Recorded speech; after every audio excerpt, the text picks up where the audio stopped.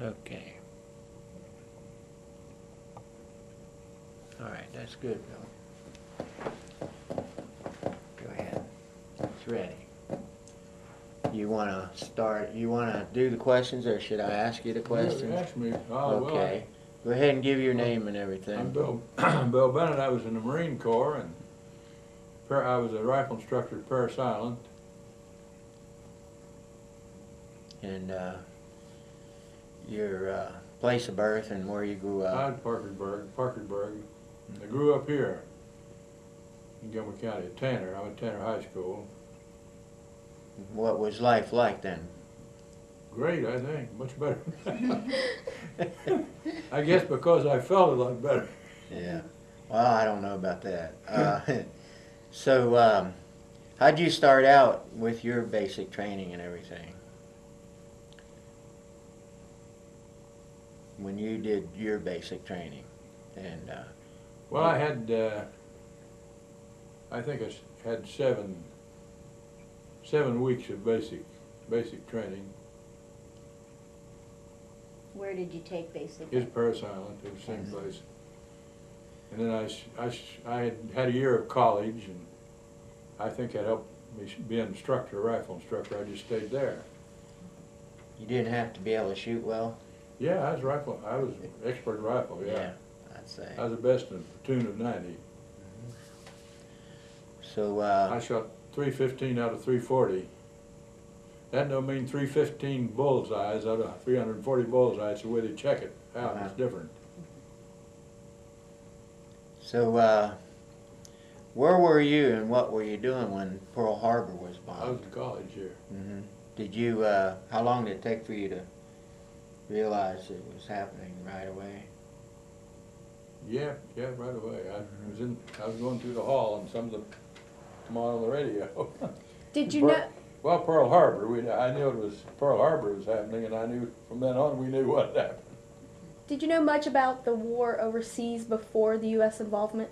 No, You hadn't heard much about it? didn't pay much attention to it. Not really. It was someplace else, and we didn't pay much attention to it. But after Pearl Harbor, we knew he was involved. A lot of patriotism after Pearl Harbor. What? Was there a lot of patriotism here after Pearl Harbor? Yes, yeah, pretty much.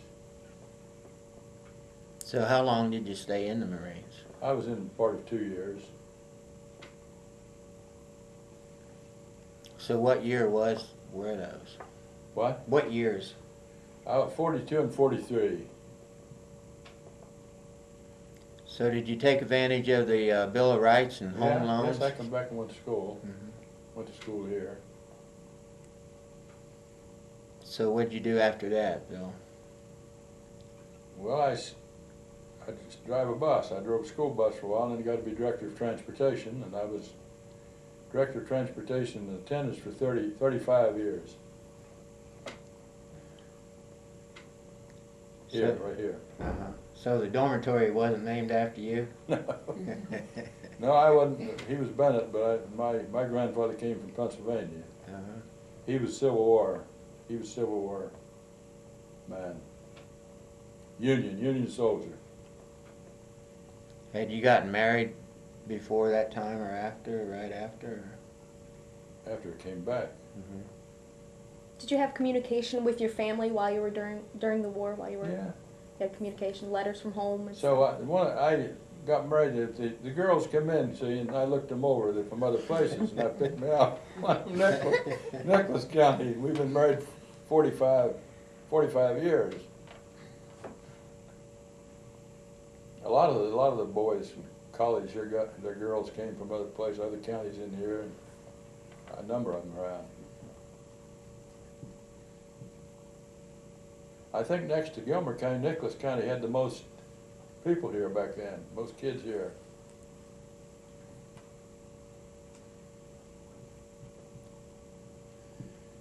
Got any questions? Did you receive any awards for your time spent in the war? No. So do you feel like training was very valuable? Oh yes, it was very valuable. It was rough, but I wouldn't want to do it over again, but it was good. It was good for you. What kind of impact during your time in the Marines, what kind of impact did that have on your life afterwards? Oh, I don't know. Was that the central part of your? Not really, no. I wasn't a military man, really, and I went back to living the same way. So you didn't travel overseas, or you stayed No, right I in the just United stayed States? right there.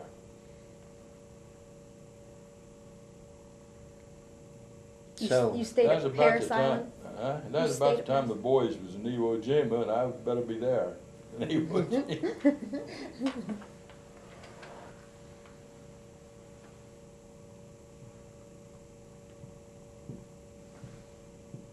I have a question.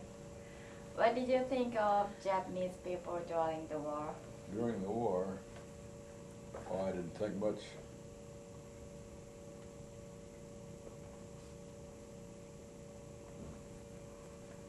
I'd say we didn't like them very well over Pearl Harbor.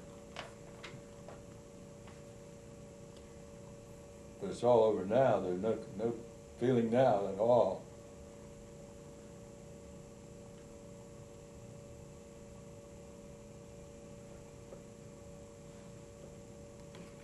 I've never heard of them since. I've never heard anything about how they. I knew I helped to save their life, or taught them to shoot, use a rifle good, but I've never heard of any of them.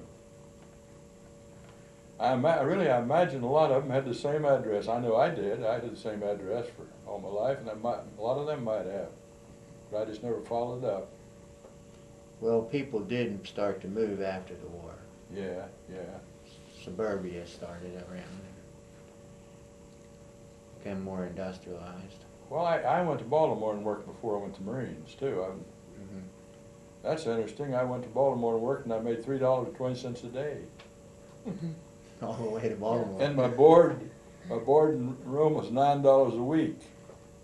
And now when I go on vacation, take the dog to the dog pound, it's $35 a week.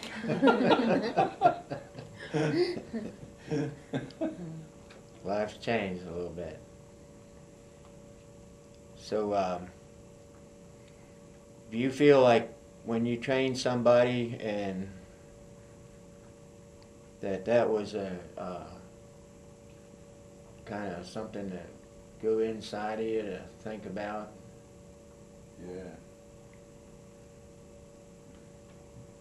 They would say when they would leave, you know, when they'd ship out, I'd be friendly with them then, that day they shipped out. And they say, you don't act like the same fella. I said, I thought you were a regular. You can't be friendly with them, get anything out of them, see. And I was just like the rest of the Marines. I just. Mean. I was mean, see.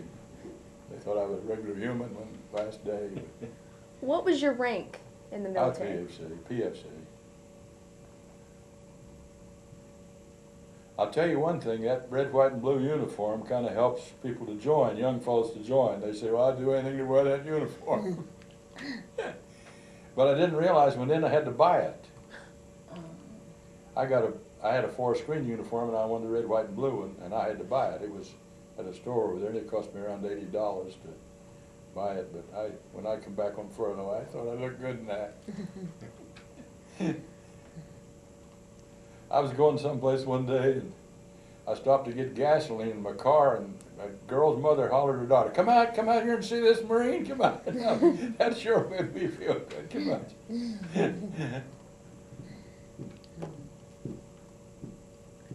Is there anything you'd like to say to advise the next generation? Oh, I don't know. I don't think they're going to have it as good as we have. They think they are, but I don't think they will. My generation was a good time to live, I think. And at least you could accumulate things, and I don't think now it'd be hard now. Now you have to have them put them in storage. Yeah, yes, financially it was a pretty good time. I was telling you I got $3.20. Let's see, 40 cents an hour. Mm-hmm. $3.20 a day. Now, what year was that? That was 40 and 40, somewhere 40. That was 41. 41. I went from college here to there, see, in the defense factory before I went to the Marines. But at that time, it wasn't much money, but I bought a pretty nice Buick car for $2,100. A green Buick is a nice car, and only $2,100. Was that new? New one, yeah. And they haven't made much better cars since. It was good car. The doors would close easy. My wife used to teach at, my wife used to teach in Nicholas County. She taught up there, and I'd go up there on Friday evening to see her, you know, and some of the old teachers would come out and say, Lochinvar's here. I had that big long Buick, that big red car, and they'd come and say, Lochinvar is here.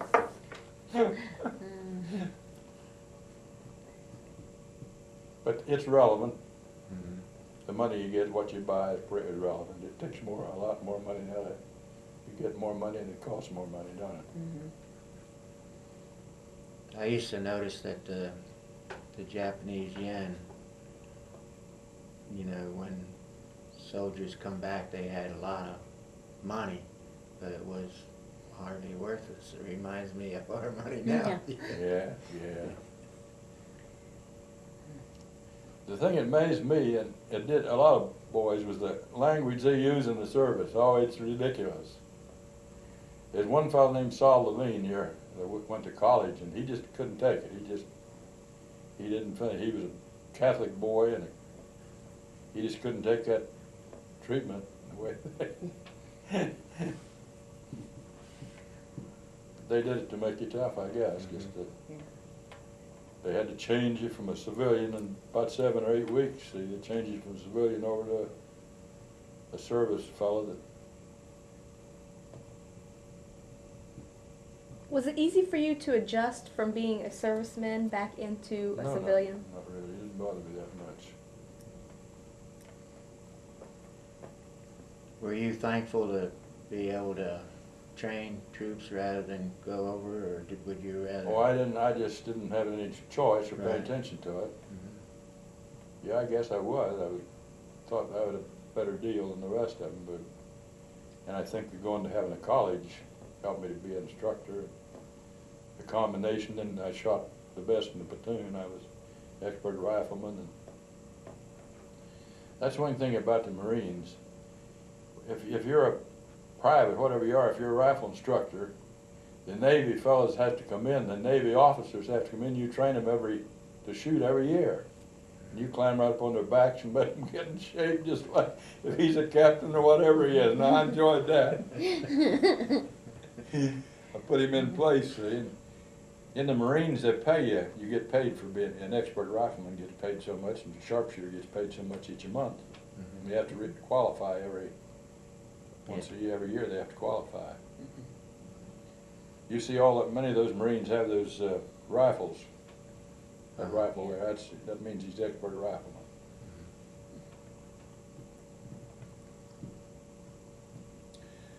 I'll tell you something about the basic training. When I went to Paris Island, they put you in a cattle truck. It was a big cattle truck. They hauled cattle in. They had us. You stand. We'd go to sleep. We'd stand right there. We used to crowd it up in there. See. And boys back then, they wore their. It was about Clark Gable time. You know, had gone with the wind, and they didn't cut their hair like they let their hair grow pretty long, and combed it over their ears like that. You know, and they usually wore a little hat. You know, turned up and back and out this way. See. Boys don't wear hats at all now, but most everybody wore hats and had that kind of hair. I went into this Paris Island in the cattle truck. They unloaded me and went into this place. I was sitting there in a corner with my hat on. And I seen this sergeant coming at me. He was coming at me, and I thought, what's that fella coming at me like that for? And he just grabbed my hat and hair and all. He threw that hat on the floor, and he stomped on it. He said, God damn it, we'll make a gentleman out of you here. He said, we'll make a gentleman out of you here. See, so I started wising up. That's the reason I remember my number here. But it was good for you, that making you do things and making you be responsible, I guess.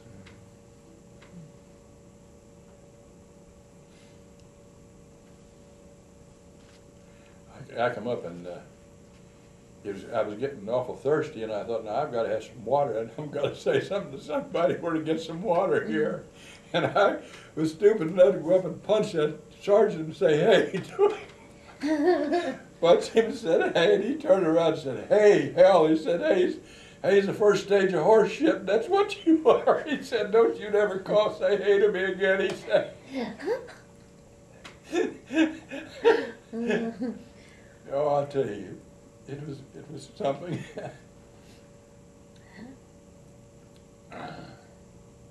Good and bad. Huh? Good and bad. But they had, when I was there in basic training, Mrs. Roosevelt and FDR and Mrs. Roosevelt came, and we had to stand like that with a rifle like that, you know, and they drove around.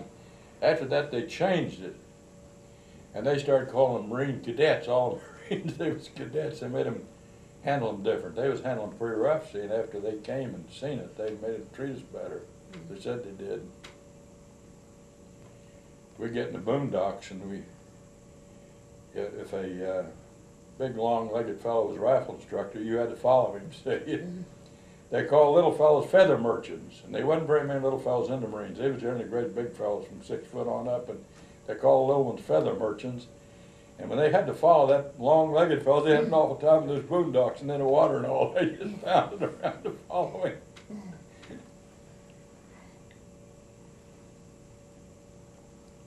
There are not many of them talks about their basic training, do they? It's not, you can't hardly talk about it, it's so bad. No, it's famous. Paris Island is famous. Yeah.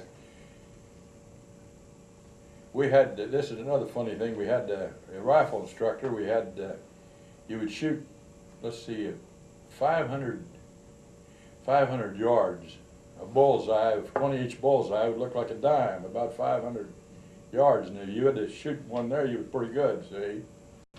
And they was down and they would spot, they was down way down there, see, with a wall between them, and they would run spotters up, see, and give you your check whether you've got a bullseye or a white spotter or a black spotter and all. If you missed, they'd run a red flag up they called Maggie's drawers. If you missed everything, you got a Maggie's drawers. Now they really laughed at you, see, that red flag was a Maggie's drawers.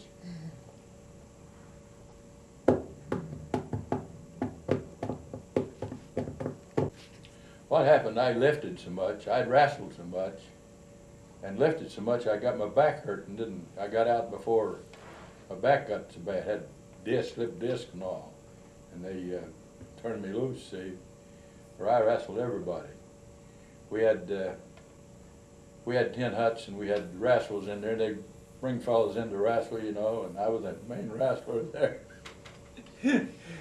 When I went, I didn't want anybody to be tougher than I was, see, and this DI had us out one day and he got us in a big circle, and he got a Golden Glove champion. Boy, I was Golden Glove champion.